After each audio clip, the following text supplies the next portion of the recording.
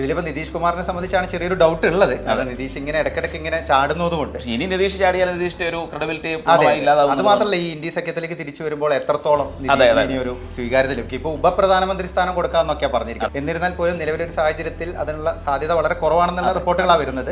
പിന്നെ BJP ആണെങ്കിൽ തിരക്കേറിയ ചർച്ചകളൊക്കെ ആരംഭിച്ചിട്ടുണ്ട്. പിന്നെ മറ്റ് ചില കക്ഷികളെയും പുറത്തുള്ള ചെറുകിട കക്ഷികളെയും വിശ്വാസത്തിലെടുത്ത് അവരെയും കൂടെ ഈ ഫോൾഡിലേക്ക് കൊണ്ടുവരാനുള്ള ശ്രമം നടക്കുന്നുണ്ട്. എന്തായാലും ഭരണം മൂന്നാം വട്ടവും മോദി സർക്കാർ തന്നെ ഭരിക്കുമെന്നുള്ളത് ഉറപ്പിച്ചിരിക്കുകയാണ്. പക്ഷേ JDU ഇവരും കൂടെ ചേർന്നാൽ പോലും 30 സീറ്റാണ് ഇപ്പൊ നിലവിലെ ലീഡ് നില പ്രകാരം. അതുകൊണ്ട് ഇന്ത്യ സഖ്യത്തിന് ഒരു ഭരണത്തിലേക്ക് എത്താനുള്ള ഒരു മാത്രമല്ല ഇന്ത്യ സഖ്യത്തിന് ഈ കാണിച്ചുകൊണ്ടിരിക്കുന്ന 232 മമതയും ഉൾപ്പെടെയാണ് 232 വന്നിരിക്കുന്നത്. പിന്നെ വീണ്ടും ആദേഴ്സിലുള്ളത് ഏകദേശം 15-17 സീറ്റുകൾ മാത്രമാണ്. അപ്പോൾ അവരെ പൂർണ്ണമായും കൂടെ കൂട്ടാൻ ഇന്ത്യ സഖ്യത്തിന് കഴിയുമെന്ന് തോന്നില്ല. അതുകൊണ്ട് തന്നെ ചന്ദ്രബാബു നായിഡുവും നിതീഷ് കുമാറും കൂടെ വന്നാൽ പോലും ഇന്ത്യ സഖ്യത്തിന് ഉദ്ദേശിച്ച രീതിയിൽ മുന്നോട്ട് പോകാൻ കഴിയുമെന്ന് തോന്നില്ല. മാത്രമല്ല ഇവർ രണ്ടുപേരും ഒരുമിച്ച് ഇന്ത്യ സഖ്യത്തിന് കൂടെ ഒരുമിച്ച് വരും എന്നുള്ളത് ഏകദേശം ദുഷ്കരമാണ്.